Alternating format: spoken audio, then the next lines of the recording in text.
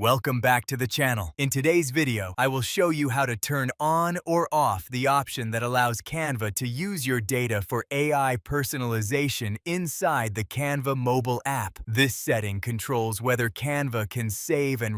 First, open the Canva app on your phone. Next, tap on the More option in the bottom menu. Then, go to Settings. Inside the Settings menu, look for AI personalization and tap on it to continue to the Privacy and AI Preferences section.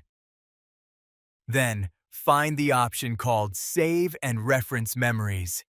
You will see a toggle switch beside it that allows you to enable or disable this feature depending on your preference.